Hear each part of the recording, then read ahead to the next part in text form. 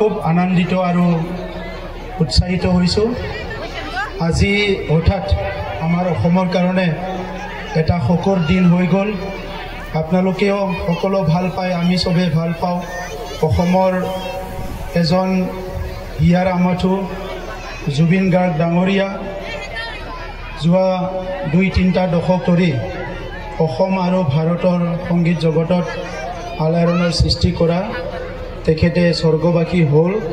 তো সেইকাৰণে মই এই নিৰ্বাচনত ভাষণ ৰাখিব বিচৰা নাই, আপোনালোকে বেয়া নাপাব। চবে আহিছে, ইলেকশ্যনটো খুব ভাল হ'ব দেখিবলৈ, দেখাতে গম পাইছোঁ। গতিকে আপোনালোকে বেয়া পাব নেকি? চবে বেয়া নাপায় তো সকলো থিয় দিয়ক এক ঘণ্টাৰ কাৰণে। আমি আৰু অলপ একেলগে কণ্ডোলেঞ্চ কৰিম আমাৰ জুবিন গাৰ্গ ডাঙৰীয়াৰ কাৰণে। একেলগে আমি জালাবিলাবাসী ৰাইজে কণ্ডোলেঞ্চ কৰিম। 1 মিনিটৰ কাৰণে চবে কণ্ডোলেঞ্চ কৰিম।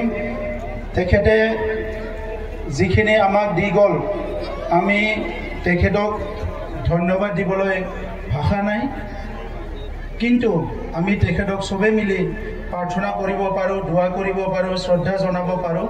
তো এইকাৰণে নিৰ্বাচন আমাৰ পৰহি হ'বই। আপোনালোকে আহিছে মানে এইটো বহুত ডাঙৰ কথা।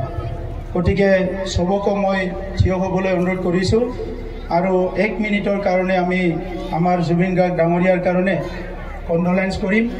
আৰু ইয়াৰ পিছত আমাৰ লোকেল নেতাসকলে দুআষাৰ কৈ সভাটো ভংগ কৰিব।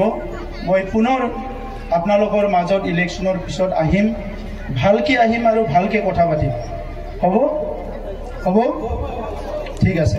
তো কণ্ডোলেঞ্চটো আৰম্ভ কৰিলোঁ। শান্তি।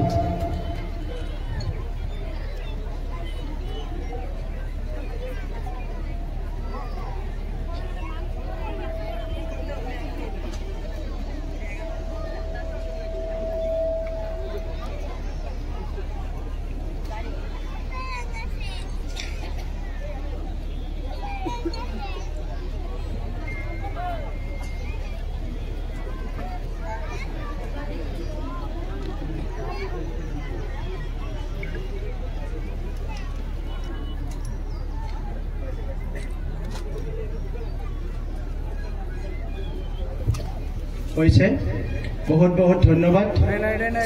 প্ৰচেন আপোনালোকৰ এই শোকৰ দিনত মই ভাষণ ৰাখিব বিচৰা নাই। সকলোলৈ ধন্যবাদ জনাই মই এইখিনিতে আপোনালোকৰ পৰা বিদায়